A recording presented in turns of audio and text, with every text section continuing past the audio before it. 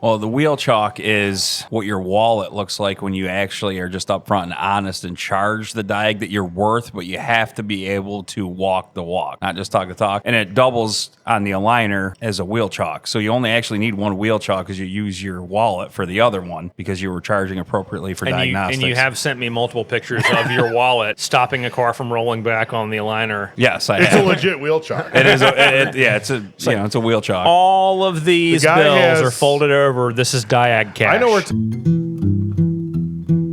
The following program features a bunch of doofuses talking about the automotive aftermarket. The stuff we, or our guests may say, do not necessarily reflect the beliefs of our peers, our sponsors, or any other associations we may have. There may be some spicy language in this show, so if you get your feelings hurt easily, you should probably just move along. So without further ado, it's time for Confessions of a Shop Owner, with your host, Mike Allen. Most people don't understand how great Topo Chico is, but once you break into the world of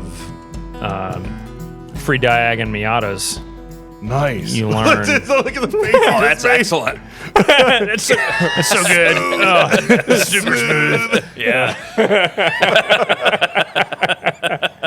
It also goes. You can drink it down about a third of the way, and then slam a lime in there and top it up with vodka. You walk around and everybody thinks that you're just having a Topo Chico, and you're really having a great afternoon. Right. I think in order to finish the bottom 2/3 of that, I may end up having to do that. So you're saying you're not a fan? We need a bottle of Grey Goose stat. Man, I don't want to complain about a free drink, you know? Yeah, people have been bringing us bottles of booze. Speaking of, This came from Braxton, who works for Mike, and it is. it didn't come from Braxton. Huh? It didn't come from Braxton. Oh. Came from the other redhead. Xander. Yeah, oh there my you gosh. go. Am I a little I mean, burnt? they look the same. Yeah. They all look the same to me. It's chicken cock. So I haven't drank yet at ASTA, but I'm probably going to have to now. There's some guy filming my cock. I'll tell you, I'm getting nice- a little uneasy. You guys give me subpar What's up, man? fuzzy drink with chicken cock in Would you here. like I don't some know of my what- chicken cock? Why did I get lured in here? What's going on? You want to top up your fuzzy drink with some cock? It's a bourbon. So what is it, 40% probably? Probably. I don't know. Isn't that the rule of bourbon? This is just like the recording you did a minute ago, right? Same vibe, yeah, it's same almost conversation. exactly the same. Yeah. Yeah. Same structure? Yeah, basically. And I have, yeah. just in case I don't like this, I do have the old trusty mixer here. So you can Put some have Coke and Zero cock. with it. Yeah. There you go. Now we're talking. You ever? I almost took it too far there. Yeah. I was like, "Whoop, reel it back in. Reel it back in. Still president for 2 more months. Yeah. So, we have been in talks about the fact that this is my last year as ASTA president. So this is my last ASTA Expo as president, and there's been a certain awareness of the responsibility that I'm representing more than just myself in the podcast, right? And so, try to control it a little bit on the things that I talk about and the opinions that we I use the share. word try pretty loosely. I mean, you don't know what it's like when I'm not the ASTA president. That's true. So, I mean, starting in January, man, we might have to switch to satellite radio only. We probably won't be able to be on FM anymore. Probably. They'll probably censor the microphone cord. You're coming back, though, right? Even though you're not president? Oh, yeah. Okay, good. Yeah, for sure. I mean, I've been coming to this show since I was 20 years old, you know. It was not this show, but the annual North Carolina trade show, which is Right. now grown into this. But no, I came here with my dad when I really did not care, and I was just here because it was a way to get paid to not be at work. Them's was the days. There are some young Glorious. kids that are here right now for the same reason. To get out of going to work? They're getting paid to not be at work. Yeah, and they heard that there was free beer in one of the rooms. Nice. So Cubicle, if you will. not here. We don't have But free we beer. have we have the hospitality suite. Yeah. They, Okay. They loaded the hooch and the beer into there today. So, Tommy, you've been a big proponent of, you've followed the conversations that we've been having and the Friday night shenanigans and everything else, and you've been a big proponent of this new free Diag thing that we've been talking about for the last year. And I believe what you said was, allow me to retort. was effectively what it was. Can you share with our listeners and viewers what the wheel chalk is and how you use it effectively? Well, the wheel chalk is what your wallet looks like when you actually are just upfront and honest and charge the Diag that you're worth, but you have to be able to walk the walk, not just talk the talk. And it doubles on the aligner as a wheel chalk. So you only actually need one wheel chalk because you use your wallet for the other one. Hey there, I've got to tell you about something new for our industry, Tectonic 2026, presented by Techmetric. This isn't just a user conference. It's built for the whole shop. Owners, advisors, and techs each have sessions designed for what they actually do every day. It's 3 days in Houston, Texas, filled with workshops, panels. We're expecting over 1,000 people from around the country. You don't have to be a Techmetric user or customer to attend. Tap the link in the show notes to check out Tectonic 2026. Grab early bird pricing while you still can. Look, here's the deal. I like to think that I'm pretty good at running an auto repair shop. It's what I've done for 20 plus years, but I'm not good at managing a marketing budget and all the different facets of a truly well-rounded marketing plan. There's mail, there's local advertising, there's website, there's Google AdWords, there's all the different things that go into that, and it's just not what I'm good at. So what I've chosen to do is to buy myself the time to focus on what I am good at while having someone else execute on all of those things at a way higher level than anything I could ever do. That's what turnkey auto marketing does for me. So if you feel like you could use some of that same magic, I'm going to recommend that you go to turnkeyautomarketing.com, get a free consultation, tell them that I sent you, tell them that Confessions of a Shop Owner sent you. You won't be disappointed. Because you were charging appropriately for diagnostics. And you have sent me multiple pictures of your wallet stopping a car from rolling back on the aligner, when you're... Yes, it's a legit wheel chalk. It is. It's a wheel chalk. All of these bills are folded over. This is Diag cash. I know where Tommy's from. I'm pretty sure that he had all the actual paper cash in Tug Hill that day. there was no more actual paper cash tender on the plateau of Tug Hill. He cornered the market on C-bills in that that town. Yeah, right. He had cornered the market on Benji's. Yeah, we cleaned everybody out that day, and it worked out great because I couldn't find that other wheel chalk. So, so do you charge a different labor rate or a different multiplier on Diag than you do on regular repairs? Yes, I do. Tell me about that. So, Diag, but of course it is situational. It depends on what it is. If I have to get a scan tool on a car, get service information out, and then begin testing with some form of meter and using critical thinking, that's $200 an hour. Okay. All right. If it's, I'm probably going to get torched for this, but if it's a purge valve on a GM and it takes me 3 minutes to prove that it's bad, they're not getting hit that $200. I do have a little bit of a heart left, but at the same time, I have to make money too. So how much do you charge for that purge valve? The Diag on it? Mm-hmm. Depends on the mood. Yeah, like if it's under 5 minutes and it's something I've seen 12,000 times, it's like $50. Just because I actually did my due diligence of proving the problem. So that's $600 an hour. So you're really fucking them in that situation. Right. Yeah. No, it's like there's got to be a minimum fee for you getting in there and testing, though, right? This. I love this. Mike yeah, you have to make money, right? You have to. So in that instance, and I believe wholeheartedly in this, you are being paid for your knowledge and experience, as well you should, because it costs you a lot to gain that knowledge and experience. On the flip side, let's say you get one that's kicking your ass, and you need to sell another 3 hours because you got to learn how the fucking system operates and learn how to execute on the test and get the results that you need or whatever it might be. How do you bill for that? I've become very good at judging my own pitfalls. If I know that it was on me, that it took me 3 hours to do something that took an hour, they get that $200 charge. If I am confident that it was my fault. Okay. If I'm confident that it was not my fault, the clock runs, the price runs. So does the customer need to pay for the time that you spend learning on a new system that you've not been exposed to yet? Not typically, right? Not really, He's no. like me. He does a lot of reading at night. There was some, I do a there lot was of some reading at silent eye night. contact shared there. Well, not really. No, I don't feel comfortable charging a customer for me not knowing what I'm doing, basically, or not seeing their system. I do a lot at night, so I very rarely get into that situation, to be honest with you, or I'll pregame. If I have something coming in that I know that I'm not familiar with, that evening I'm pregaming, You'll reading pregame service it, info. or as soon as you're out of your element on the thing you're working on, it'll go outside. You'll work on other stuff, and when you go home at night, you'll read it. Exactly. Like, I'm not going to sit there and battle a car for 4 hours when I know that I can just walk away, go home, pregame, and come back. So all of these questions are like baseline establishing your opinion on things, because then we get to the conversation about does the technician get paid for the results or for their time, or how did you phrase that debate? Are you charged? Everybody wants to. I can't remember how it goes. We charge for results. We charge for outcome, not for time.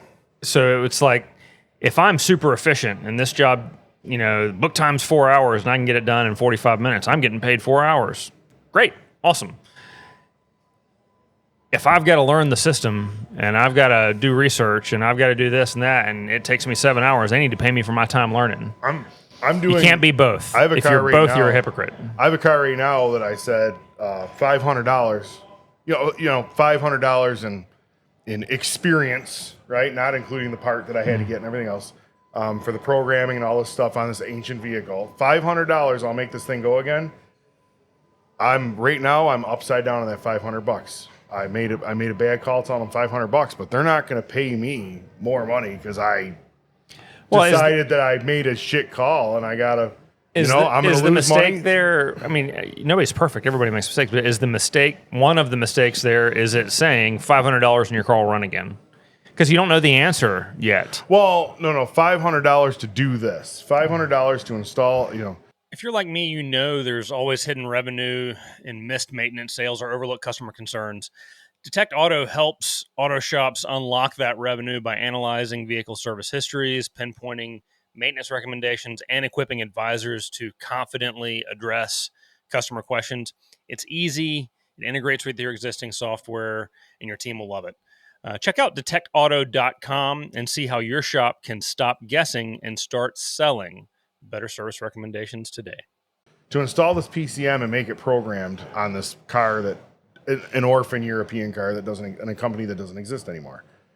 And I've run into some roadblocks with software and stuff, and I'm not going to charge the customer more. I'm surprised there are any Saabs left in upstate New York. It's a Saab story, man. Yeah, fortunately, there's very few. If it Saab with joy the day you get rid of your Saab.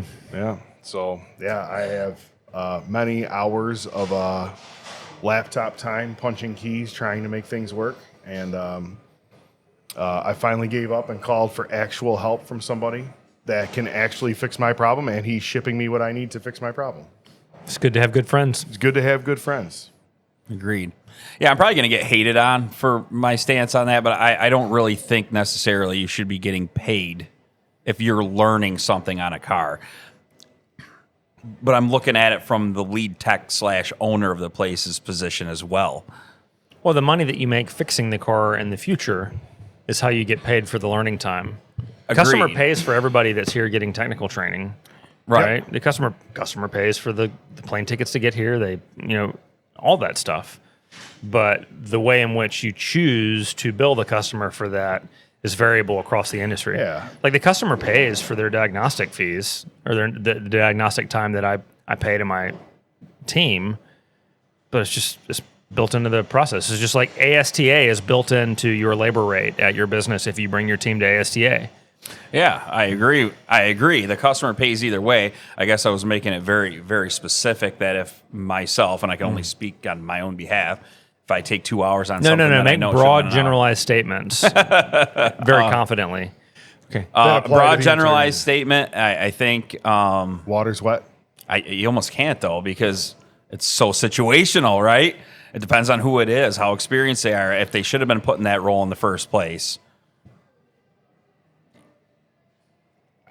Yeah, It's hard to blanket it. You know, Every job has a value. The value of the job I'm doing on the PCM installation and the programming is $500.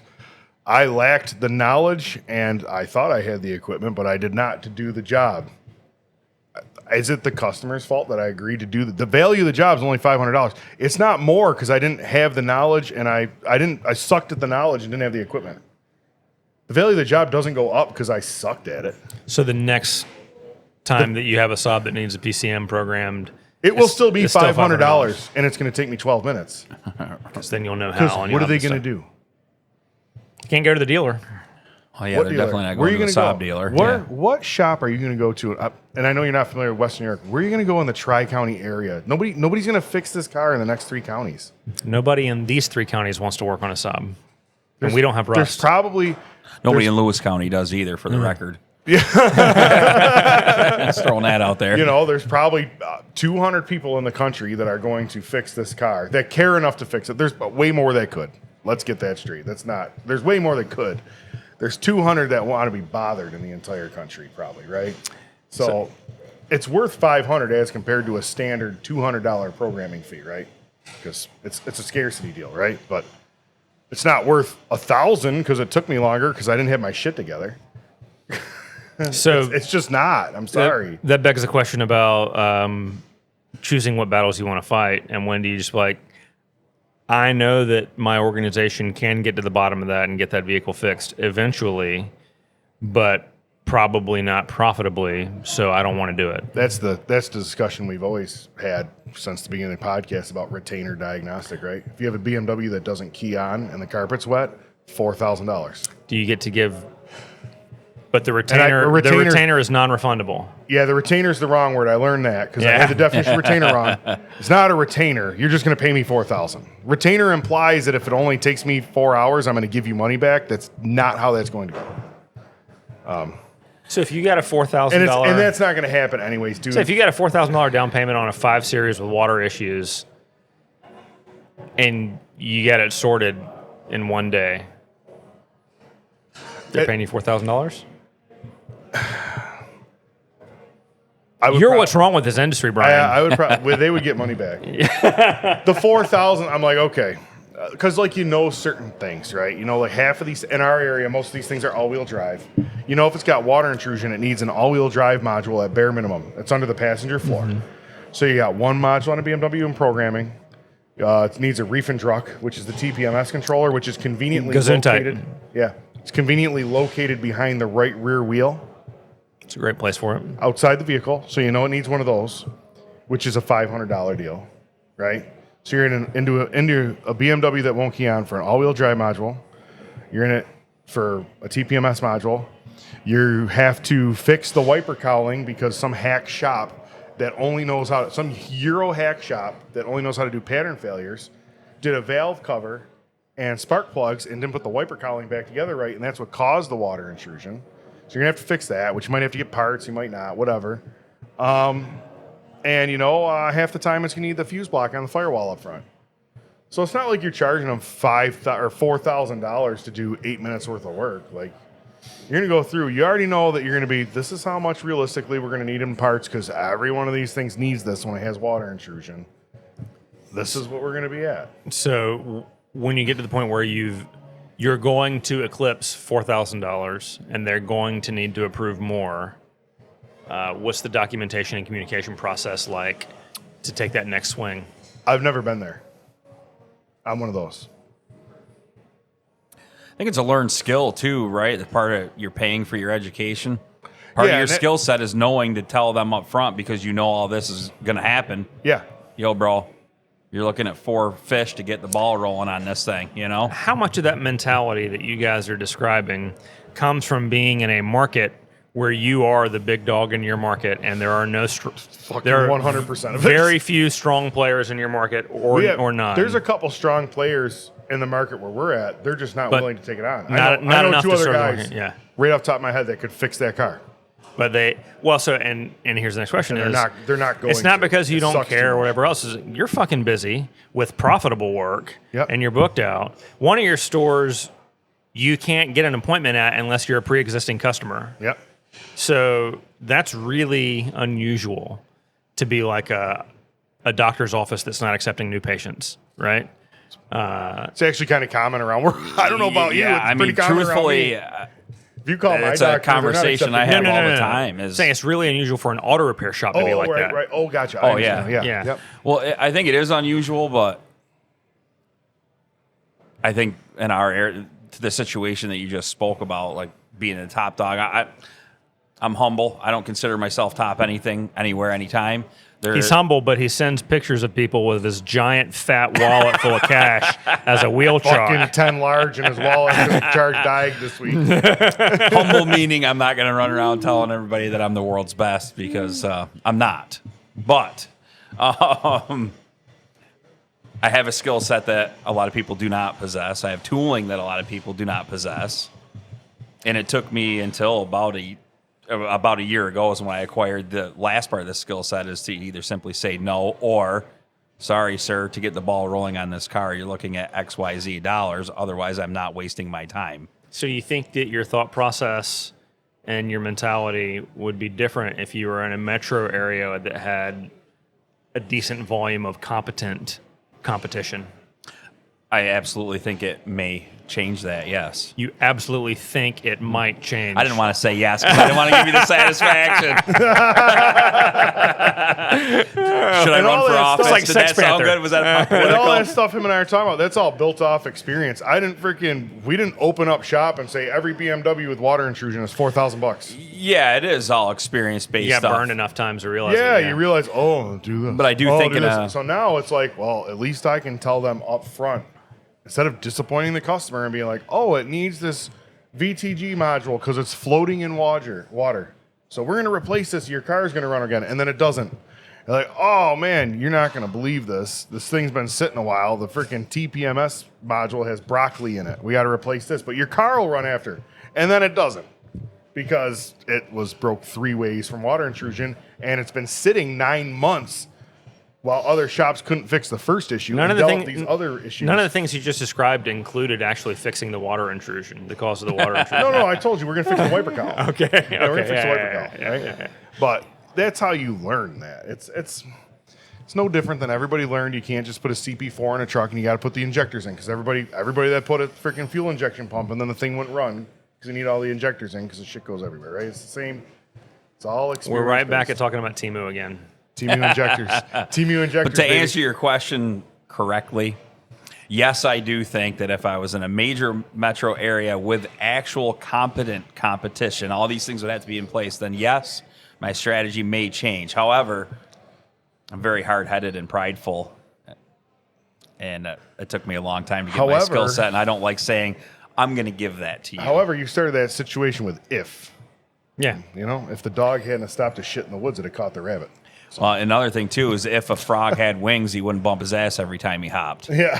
So, yeah. Along with mites. Did you know mites are on a chicken's ass? That just got way derailed. Back to competency-based questioning. We've been trying for a year to get Jim Kokonis and Justin Allen from Hunter in to record. We've tried and failed 3 times, I think, with tech.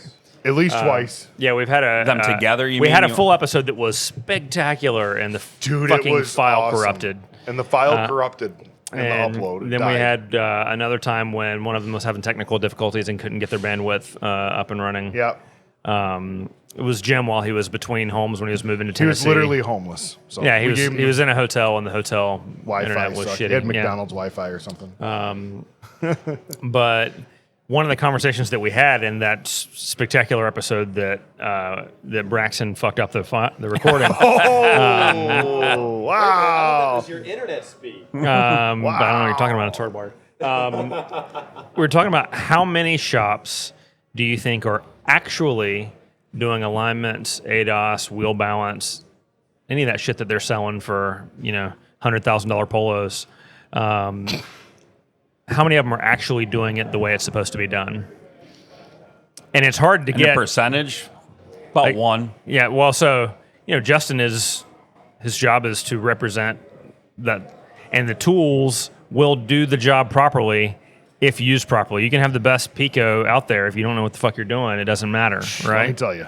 Well, I think a lot of them don't even have the tooling. So in my neck of the woods, which is Woodchuck Haven, I believe there is 2 somewhat local body shops to me now doing their own ADAS calibrations, but they will not do them for outside customers because they're busy. As far as I know, in a 35-mile drive from me, I am the only facility that has the capability to reset a safety system, period. So at this point, I'm the only one that can even do it correctly. So I was in a meeting in Michigan last week, and there were 25, 30 shop owners from around the country all in the room. And this conversation came up. And I said, hey, everybody, stop real quick. Quick show of hands. How many of you have invested, you believe properly, to be equipped to do ADAS calibrations on most of the cars that come through your shop? And 6 or 7 people raised their hand. Out of how many? 25. Okay. More than I thought, honestly. Yeah, So a third. Well, it's a pretty progressive group of shop owners, right? And then I said, how many of you have been able to get a return on investment and get it to the positive on your ADAS equipment? And 1 person had their hand up. And then I asked the facilitator who goes around the country and does these meetings all year long, right? And so he's got hundreds of shops that he does this with. And I said, how many shops do you know that are making a profit on customer pay ADAS calibration, not doing sub work for other shops or body shops? And he said, less than 10. I agree with that. And Yeah, you have to do stuff for body shops. well, yeah, you do have to, if you want to be profitable with it, you have to do stuff for body shops. Well, what's the And fucking point of doing it if you're not going to be profitable? Jesus, it's not Yeah. a charity. It's not because I'm good looking. being able to be the guy that says, yes, I can properly repair your automobile, and that is marketing. But why would you do that at a loss? Why would you pay somebody to send mailers out? Mailers is It's not a loss. marketing. I think it's marketing. so We you're just saying talked it's about marketing. that Okay. with Zeb a few minutes ago. I am not going to get rich on my ADAS setup. Yeah. But one thing I am going to do is now I'm going to get every alignment from that body shop, every programming event, every steering angle reset, every single calibration, any Diag work that they need done, that just write the check and it gets done. And the local people see that. Oh my God, Tommy Markham's got this unbelievable alignment machine. It's all marketing, and that marketing costs money. Am I going to get rich specifically on the return on investment on that ADAS stuff? No, but I'm going to get other work that I wouldn't get otherwise. So, I don't know. I'm I know, pissing It's that the may wind. not- another immeasurable. It's another Well, immeasurable, which is why so many people have a problem that you can't measure it. You can't But measure it. When you have Well, shops you can, that are but- doing millions of dollars a year and don't spend a single penny on marketing, like you got to kind of, maybe you can't measure something, but maybe you got to use common sense and put two things together and realize what the hell's going on here. You know what I mean? I think different markets are different.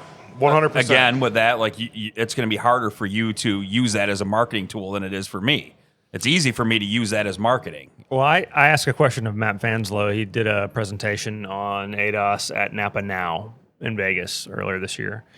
And I asked a question. I think he thought I was trying to have a gotcha moment or something, and I absolutely was not.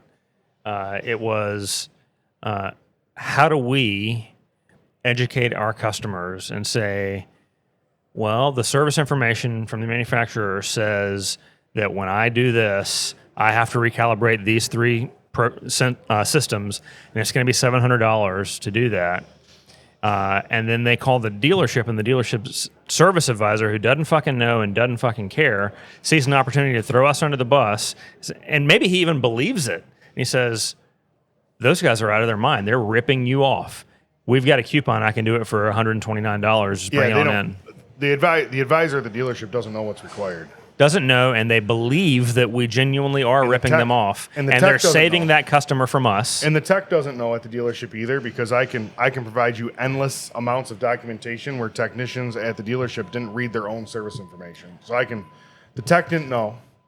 Yeah, that's definitely going to be a hurdle. Educating the public, that's going to be the hardest part. I will say this, my local body shops, of course, I was friends with them anyway prior to getting into this, but I had one of the employees of Body Shop come up to me and discuss how they had all been talking. Oh my God, he does know more than the dealers, because they had never heard, in any of the times they took a calibration to a dealer, that the fuel tank had to be full. And not every car is that way, but you have to read service information. And I was attaching pictures of the cluster with a full tank of fuel prior to the calibration, that they were getting them back from the dealers with whatever gas they took there. They weren't aligning the cars, which step one to a forward-facing calibration is... perform the pre-alignment checks, align the vehicle. Right? Kind of the marketing thing. I mean, I know that they aren't the general customers, they're body shops, but they are now trained that, oh, this guy actually cares and he understands how to read service information and do the job correctly. And then they tell somebody, and then they tell somebody, But again, it's Woodchuckville, not Raleigh. So it makes a difference.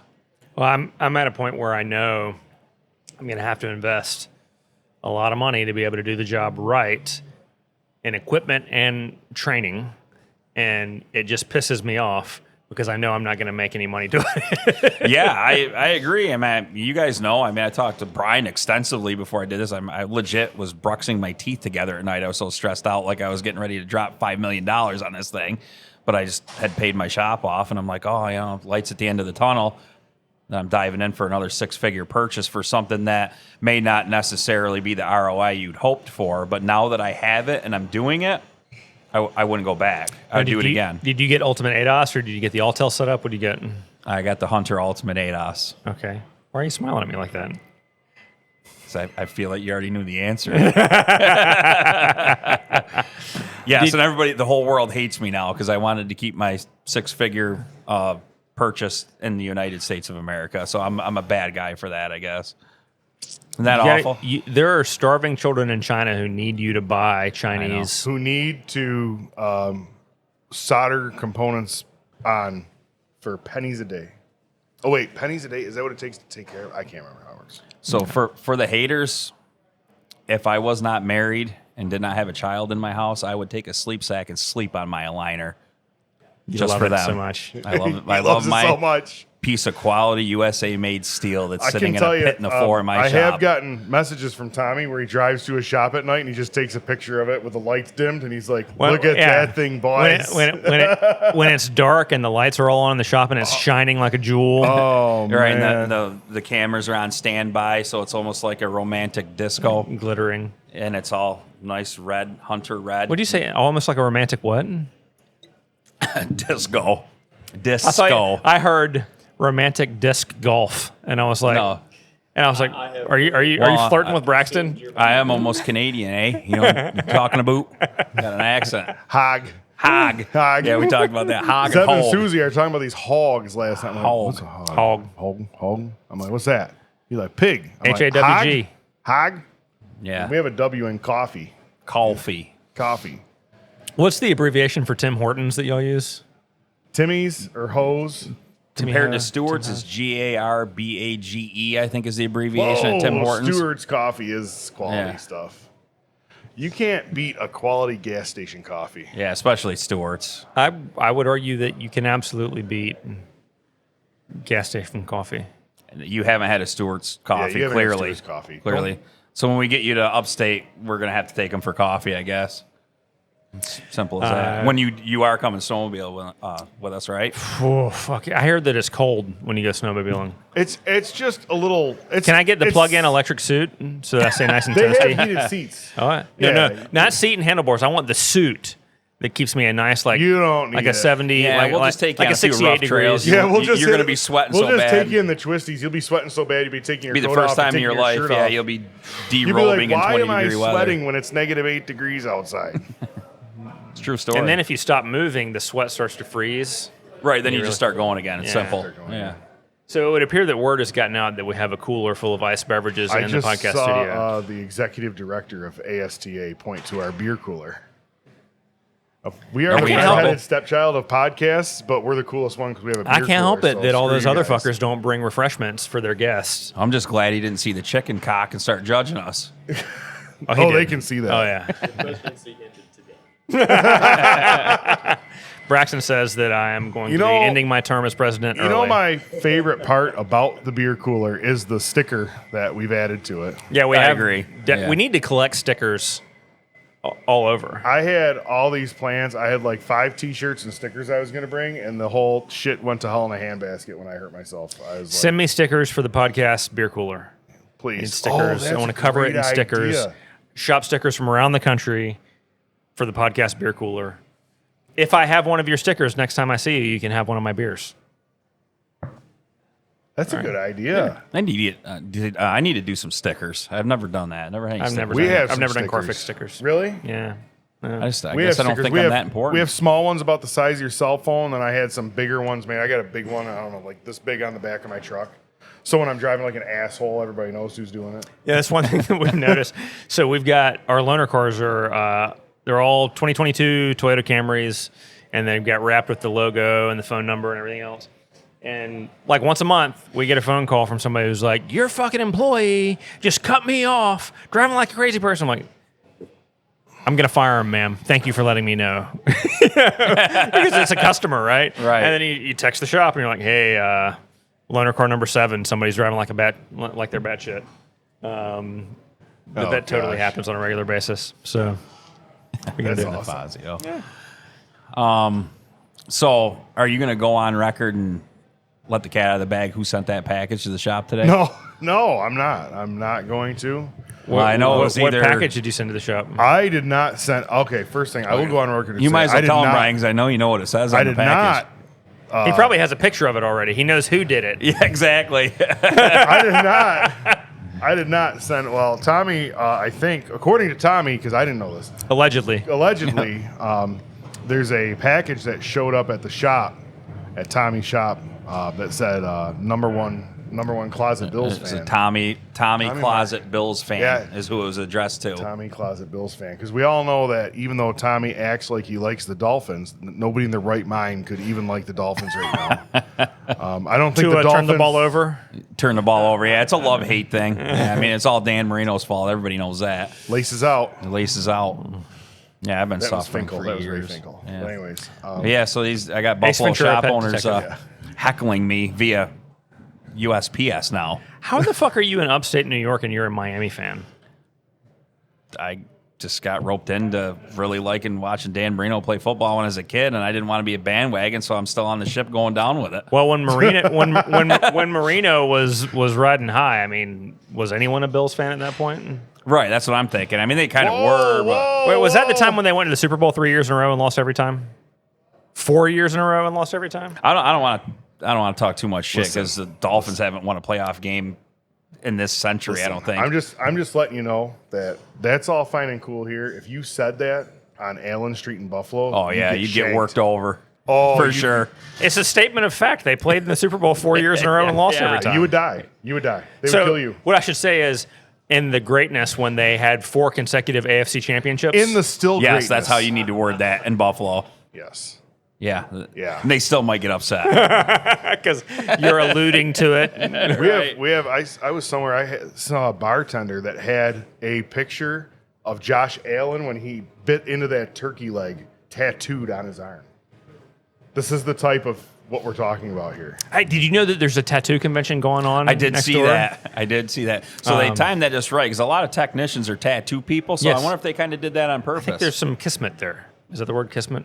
Maybe. I don't know. That's a word you would know. No? Okay. Where's Dutch? Where's Dutch when he? Maybe need we'll him? just call Yeah. it coincidence. Where is Dutch? I haven't seen him yet. I seen him last night, but I I didn't talk seen to him him. yesterday. He was walking around with a sport coat and New Balances. I snapped a picture of his feet as usual. You know, feet are kind of my thing. He's right? got to own a Corvette secretly, right? I think he's a Ford dude. He's got that old Ford truck that He's got a- like OBS. I think he dailies a Porsche Cayenne, but not a nice one, a old really? janky one. Yeah, like one that he bought I hope from he a listens customer. to this. I hope he listens to this. He doesn't An old- listen to our shit. Are you kidding me? Yeah, he's not- got no not this patience. fucking He's got no lifetime. patience for my bullshit. Could you imagine? That was the most ridiculous suggestion. I love it. I love took a it. picture of Dutch in his New Balances yesterday. Just his feet, just his New That's Balances. awesome. You should just text it to him right now. There's a few people I actually get to meet in person that I've been Facebook friends with for like 6 or 7 years. Who you been looking out for? Well, Dutch, I mean, I've talked to him extensively. I have yet to actually shake the man's hand in person. He's such a good dude. He's Yeah, a wonderful human I being. seen him last night, but he was busy. I didn't want to bother him. And Matt Skundrich, he's got me out of 10 jams over the years, calls me, helps me out. I have yet to meet him in person. So he's supposedly here, right? Yeah. He's here. I think he's getting in a little bit late. I know that he's on the attendee list. Yeah, he's getting in a little bit late today, but he's I definitely got to meet him. It's funny about him. Everybody's like, oh, he's pretty abrasive, but guys like him make it better. I think he forces you to. He knows what forces you to go read. He and knows figure what he things knows. out. He knows what he doesn't know. He knows what he knows, and he realizes that he doesn't know what he doesn't know. So when somebody argues with him about something that he absolutely knows, he doesn't have time for the nonsense. So he gets super abrasive. He's like, Right. quit being dumb. Like, Right. This is And I don't have a Here you go. problem with that, really. So the big difference between Skundrich and I is that I'm abrasive like that and act like that when I don't have a fucking clue what I'm talking about. yeah. I just He act won't- like I knew. He won't be like that if he doesn't know something. I'm like, "Suck Right. me But a if he moron." knows something, he'll just be like, dude, you're an idiot, and I hope you go out of business. the True polite story. way is to say, I wish you all the success you deserve. Yeah. All I the hope you- success and happiness you I deserve. hope you enjoy your next 24 I like hours, that. Michael. That's I the like correct way. that. I'm using that from now on. I wish you all the happiness and success that you deserve. That is great. I'm going to start talking about how mundane it is to say, have a nice day. Hey, Tommy. So your name's Tommy on your shirt. Hey, Tommy, have a nice day, man. As opposed to, Tommy, I hope you enjoy the next 24 hours. Hey, it's me, Mike's kid. Want to tell us your wild shop stories? Or maybe you just think my dad's totally wrong. Call us at 704-CONFESS and leave a message. You can tell us we're awesome, or you can tell us we're idiots. We're cool either way. That's 704-CONFESS. Just don't make it too weird. I like that. That's amazing. That's great, it isn't is. it? It went from small talk that nobody really hears to Serial a killer. threat. Yeah. Right. I like it. I think I'll use that. I think I'll use that. That was awesome. We always talk about things that you can say that are normal, but uncomfortable at the same time, right? That's where that came from. Anyway. Well, We gonna So- argue about anything else, or no, well, I was going to say, you finally got the shop paid off, and then you spent $7.2 million on hunter equipment. give or take $6? Yeah. And then you decided to not even charge for fucking Diag. How are you going to dig out of this ditch? When did I say I wasn't charging for Diag? What? How did you do the math, or did you do the math, or you just didn't fucking care? You wanted the nice stuff to determine your ROI on that investment. I wanted the Hunter aligner regardless, and You got an in-ground with the scissor lift, and wasn't going to do that at first until I decided to go the ADAS route, and it just makes it significantly easier. easier to Yeah. do surround view calibrations Yeah. and stuff. At first, I was just going to buy a surface-mounted rack with a Hunter Hawkeye Elite.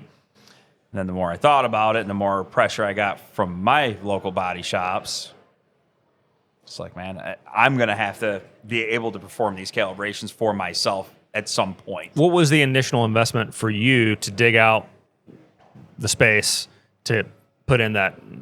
Just the concrete work, Yeah. about $5,000. Oh, that's not that bad. Then another $2,000 for the epoxy. But the epoxy, my wife's brother-in-law, he did it. Kind of a little horse trading. That's what us woodchucks do. So it wasn't like I called this company in and like, hey, can you epoxy my floor? Yeah. It was, hey, DJ, you want to help me epoxy my floor? Yeah. And he was happy to do it. So it's a total investment. Currently, and I still have to add a few targets with the floor and everything, about 140. It makes me sad. That just pained Mike. It makes me sad. He's in physical pain. I mean, I bought I bought a Hawkeye Elite last year, right? And a couple of 12,000-pound scissor lifts. They're great equipment. And we got the road force balancers and the tire machine, all that at the same time. The ADAS, man. The next, because Well, it's damned if you do and damned if you don't. I mean, there was a lot of things that went on in my head leading up to deciding that. Okay, I'm 41 years old at the time I made this decision. I just had my first child. Clearly, retirement is not on the horizon for me. So what am I going to do for 20 more years? sorry, sir, I can't fix your car. I can't properly. Nice. What am I going to do? You know, Set the toe, let it go, collect the dough, baby. Yeah, That's what you do. baby. that's not how I roll. Yeah, that's what I'm Yeah. talking about. Sell more And- tires that way too. It's just the stuff They has to wear be out. done right, and I have at least another 20 That's years that to dealer deal life with right it. there. You know? The dealer life, the drive-by alignments I saw. I saw a lot of drive-by alignments when a part would get changed under warranty, and warranty paid for an alignment, but the car really didn't need one if you actually knew how shit worked. You see a dude just And the guy cranking would- on it with a pry bar and say, hit No, print, no. hit print, hit No, print. the drive-by alignment is when the part you changed didn't change any alignment angle, so you drive right by the alignment rack. That's a drive-by. I alignment. like that. I Yeah, have never heard that one either. Most efficient alignment Most ever. efficient 0.7 ever. I think maybe that's what we'll do. We'll hang up a sign out front that says "We fix 79.99 alignments." You hang that sign up for other shop owners to feel good, right? That's an ego sign. And I get it. I've got an ego. But Oh, really? I hadn't noticed. You got freaking Miata energy. That's for sure. I got big Miata energy, big baby. Miata energy. Subcompact energy. Subcompact, baby. Where is the chair? I can figured park you'd have a fucking chair. anywhere. We had the thrones in the hospitality. yeah, we got a suite. throne. We have Oh, a it throne. is? Yeah. Oh yeah. Oh, It's not perfect. as fancy as that yeah. one. It's pretty nice though. Well, so those thrones are like cheap, plasticky, just painted gold. Okay. I got like a real like heavy mahogany throne with like the red. Oh yeah, it's nice. Yeah, it's pretty it cool. smells of rich mahogany. I've got lots of leather-bound books. I feel like whiskey and a cigar in that, and essentially I can pass laws with my word. You know. Nice. Speaking of smells, that hotel shampoo, does my hair smell as good as Zeb's looks? Diesel Jesus is hard to pass up. I mean, it's got a big floral bouquet though, so that's good. Yeah. We're not on the same. I didn't bring my own shampoo. I'm relying on the hotel shampoo. Yeah, me too. And I it know smells Zeb like a brought weird whole- lemon or something. Yeah, Zeb brought a whole skew of hair care. Oh, I'm sure. products Yeah, with him. I'm sure he brought a whole cat. that's a Was whole- Is it? Does it weird you out that a lot of business hotels now they don't have the individual shampoos? They have the little wall mounted pump on thing. the wall. Did they Yeah. refill? And you're like, what is And other I'm people blind, putting so I'm in the that? shower. I'm like this, Yeah. trying to read it because I don't need conditioner. For I this, thought so it's a pain about in that the when I ass. was in there this It morning. makes me I was feel a like, little bit you know, creepy. it is a little weird that they're refilling them. I mean, it's great for them, of course, Yeah. right? But for the end It's user, like 55 gallon yeah. drums of brake clean. Yeah, it's a 55 different gallons conversation. comes of brake clean. Motherfucker. So I actually do bring like Walgreens that have the little row with the $1 things that you just get. They're all TSA compliant sizes. So I bring my own shampoo. I and packed soap. my TSA compliant toothpaste, size wise, right? Because what is it, like 3.2 ounces or something like that? So I packed my little toothpaste, and I was kind of, wasn't in the best shape the past few days. So I've just been kind of barely getting along, and I packed it, and I went to brush my teeth this morning, and You're out. bubble gum, pack kids crust. Oops, that's so gross. Oh, it's TSA compliance. I got to tell you this. Leaving my elite meeting last week in Michigan, I had rented a Grand Wagoneer. It was such a Oh piece, yeah, such a piece of shit. such a piece. But anyway, in the casino parking lot, somebody had bumped me, and I didn't realize it. And so the right front bumper cover was popped out. And I get to the Enterprise check-in at the airport, and they're like, "Hey, was this here?" And I was like, "Oh yeah, that was totally there before." Like, did you take pictures? And I was like, "No, but I told the guy about it. And I told him about the scratch on the driver's door. Also, let me come show you that." And I had told him about a scratch on the driver's door, and he had documented. So I told him just to document them both. And he said, "I said, do I need to take pictures?" And he said, "No." And I could tell that they were about to call the manager, and we had been given an 11-ounce jar of local honey from a local honey producer or whatever. And I knew that I couldn't take it through TSA because it was more than 8 ounces. And I was like, "Hey, does anybody want some fresh local honey that was given to me when I was over in Jackson this week? I know I can't take it with TSA with me. It looks so good, but I can't have it." And they're like, "Oh, that's awesome. Okay, you can go, sir." And I was like, "Yes." No, I fucked up your car, and I denied all of the insurances and all the coverages and everything else. And so I think if I hit anything in that rental car that I currently have, might I'm implode. probably going to lose my life. It's What are you driving? A Mitsubishi about the size of this table. do they even sell Mitsubishis anymore? Yeah, I seriously would we not talked about pay. this, We yeah. just talked about. I Yeah. talked about last night. I said if I'd have won the 1.8 billion, I would have bought Mitsubishi. went in as CEO and shut it down, sent everyone home. We're done. We're done, boys. I'd have stopped at like Spencer's and bought a neon closed sign on the way in. Freaking threw it up right on the door of Mitsubishi. We're You know what done. makes me sad though is there's human beings that go to Mitsubishi dealerships and sign paperwork to pay payments on one of those things. Can you imagine being 6 years into your Mitsubishi payment? No, couldn't imagine- it wouldn't still be around. It'd Like be this crushed. car, literally this car I The drove payment here. would still be around. The Oh car yeah, might the payment not. would Yeah, still be there. yeah. The car's long gone. I would not pay $1,000 cash for that car brand new. There I are wouldn't do it. eight. There are, do it. I Tommy would goes- not. I wouldn't pay $1,000 for that Tommy car would brand new. enter 1/10 of his wheel chalk on a Right. Friday I afternoon would not into a even- whole ass Mitsubishi. I would not even insult my wheel chalk by taking it to a Mitsubishi. there dealer. are Altimas driving around downtown Raleigh right now that have 8-year notes on them.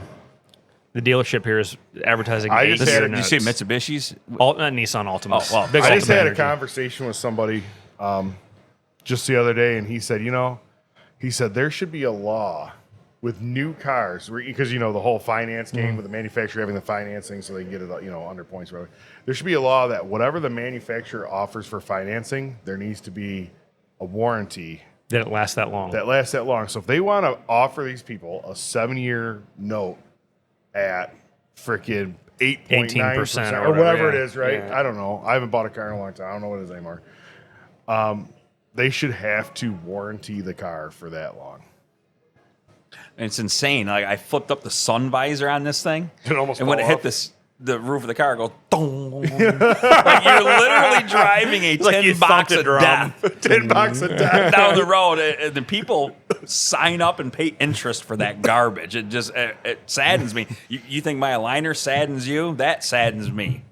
Makes me sad. What's the ADAS calibration like on a Mitsubishi these days? They use the Fucking- Nissan targets basically. And Fucking pull it out yeah, to the and garbage cans on garbage day and hope the freaking garbage truck Here's driver a runs sad it over. story: is that we have a Mitsubishi dealer in he's in so much pain. Rome. Yeah, David's not moving pretty good. Oh, is he? Yeah, he's I pretty- heard he was. But yeah, we have a somewhat local Mitsubishi dealer to me in Rome, New York, and people buy that garbage. So actually, quite a few of the calibrations I've done for the body shops have been on that dog shit. It's their scan tool software is even horrible. Brian can second that. The Mitsubishi Mutt 3 is like playing with the Oregon Tetris. Trail. Yeah, Tetris. the Oregon Trail. Yeah, I was You've trying died of dysentery. I was programming some keys one time, horrible. and I tried to ford the river, and we went down. Yeah. We were not doing good. I didn't know how to do it. Michael Bricolo actually called me one night, and The Mutt 3. yeah, he's awesome, man. That guy is just, I don't get to tell people much, but Michael Bricolo is just a solid dude. How about the part where three? Mutt 3, Yeah. MUT? MUT3, like terrible Roman name. numeral 3. That's the name of their Yeah. software. MUT. So you log in. So the first thing you have to do when you log in is you have to log in again. Yeah. You just log in and Yeah, log in. it's just a weird Twitch. deal to It's like the download it. Matrix. So he's like, okay, when your son goes to bed, I'm going back to my shop. You go back to yours. I'll help you. So in order for me to complete that, I had to do it. So he's team viewered with me at midnight one night, and I'm expecting this great thing for the time involved, and I It's hook it to the terrible. car. I'm like, what the hell is this? It's got like all It's these. unbelievable. It's got like all these big buttons. Yeah, big buttons. Big and, buttons on the screen. Yeah, and it's almost like the font from Atari. The Yeah, Atari games, yeah. like when you're like, It's all 8-bit stuff. this is a 2024 Mitsubishi Outlander, and I'm using 1980 video game software to program the radar. It's stupid. Pretty scary. Yeah, If it's not working, you take the cartridge out and blow in it. right. Plug it And back then when in. you like, have a Yeah, problem, pretty much, When you have a problem, they don't give a shit. I have a case study on programming Mitsubishi training. It's terrible. Yeah, they don't give it. They're like, you bought a Mitsubishi. What did you expect? Yeah, they're like Exactly. Yeah, they're like, it's not broke. You send them screenshots. They're like, it's not broke. You send them more screenshots. They're like, oh yeah, that looks broke, but it's probably not broke. I'm like, the freaking software don't work, bro. Yeah, it is horrible, and it's really. They got my NASTIF account locked out. They freaking Mitsubishi did that. yeah, Got your NASDAQ account locked because up? I went to get some key data to program a module, and so they were supposed to transfer the secret key into the tool, and then Mitsubishi didn't actually have the data because they lose. That's the thing that happens. They lose shit. Like sometimes when you enter, Mitsubishi doesn't have files for certain cars that they're supposed to have files for, so they'll be like, nope, there's no engine control module on that car. I'm like, well, I fucking drove it in here. Like, there is, I promise. And so they'll lose files, right? So they lost this file. They didn't have the key data. I'm like, you know what? I'll just use Aftermarket Tool. I'll just do my thing with Aftermarket Tool. I go to use my NASTIF account like 2 weeks later. I'm locked out. It says your account's suspended. It opened a D1. I'm like, I email the people. I'm like, okay, I understand that it opened a D1. They didn't have the file. I never got anything from them. They're like, oh, well, they auto-generated a D1. I'm like, I didn't receive any secure What's a data. D1? The form with NASTIF, when you get secure data, whether it's a key code or whether it's to program a module where you've proven that you've looked at the ownership of the vehicle and you've verified the ownership of the vehicle. So you're not essentially programming a key for somebody who's steal a stealing car, a vehicle. Yeah. Well, it auto-populated D1. I never got any information. There was no... So it was all blank. It was all... Yeah, it just said file not available. So I'm like, okay, I got no information, whatever. I emailed them. They said it's not broke, blah, blah, blah. Finally, they said, yep, it's broke. We don't know what to tell you. We can't come up with it. So I go, okay, I want Aftermarket Tools. That was the last interaction I had with Mitsubishi. Well, their system auto-populated a D1 on my NASTIF dashboard. I never went to go look for it because why would I go look for it? I never got any secured key data. I didn't have anything to enter. And then the NASTIF people were like, well, that's why you should verify the ownership. I go, well, turns out I still have the pictures of the license. And I did not verify the ownership before I did it. I didn't think it was going to open one. You know? I actually had mine locked out for D1. That was just because I flat out forgot to do it. So and then next time I needed it 3 months later, I'm like, why is it not working? But we're getting all in the weeds here on technical stuff. Mike's eyes are glassed over. Do you want to talk about how I switched to TechMetric? Would that make you happy? You have the greatest software in all of the automotive aftermarket. I do. 2 months ago, my average repair order is up. And I'm not saying it was all TechMetric, but I'm 100% saying I couldn't have done it without it. He's not saying it wasn't all TechMetric either. No, actually, we're really enjoying that too. The weird thing, me being a technician shop owner, I didn't switch to TechMetric for the revenue side of it. I switched because it was easier to attach ADOS files to body shop cars, and then that just followed suit with it. And it's probably one of the best things I've ever done, honestly. Clip that shit, Braxton. Clip it. I'm gonna send that to Sunil tonight. Yeah, it was all Mike Allen. That's why I did it. It was Mike. It was one. I cut out me saying clip it and then clip it again and splice them together. Yeah, splice. I think call that cut, copy, and paste. Yeah, no, it's scene. awesome. And the weird thing about that is too, some of my customers that I had never in a million years would have suspected would give two shits about how I bill them. Yeah. A farmer that I coyote hunt his land, last person in the world that I thought would care. I sent him the invoice and he paid with the link. He come to pick his truck up. I was like, oh, that's awesome. That's like the best thing you've ever done. The customer experience with TechMetric is amazing. Yeah, I couldn't believe it. Like some of the people I would have never thought, and they're just like, oh man, why didn't you do that a long time ago? This is amazing. I'm like, seriously? Like you really like it that much? I just do it because it's easier now. And I'm sure that some of the other ones are good too, but I've been on two of the biggest legacy softwares in my career. I've been on R Rider and I've been on Mitchell and had a little bit with Protractor. And they're all softwares that have their benefits and their limitations, right? But the customer user experience the user interface is not TechMetric. comparable. Yeah, I will say this. Cool. It was tough for me to decide between that and Shopware, and Monique herself did the demo. Yeah, and she was amazing. As far as the presentation was concerned, she was better, hands down. But there are a couple of things that kind of hung me up between the two. One of them being that they did not integrate with all data. And if I got rid of Napa Tracks, I was going to ditch Pro Demand because I have 5 different service informations, and I hardly ever use Mitchell service info. Yeah. So why would I? It just didn't make sense. Yeah, right. Yeah, I think Shopware was okay too, but I just liked TechMetric a little bit better. Good job. Welcome to the side of good and right. Okay. So Welcome to the Borg. Yeah. So I proud of figured we talk about something that didn't bore you to death. We won't talk about programming with the Oregon Trail anymore.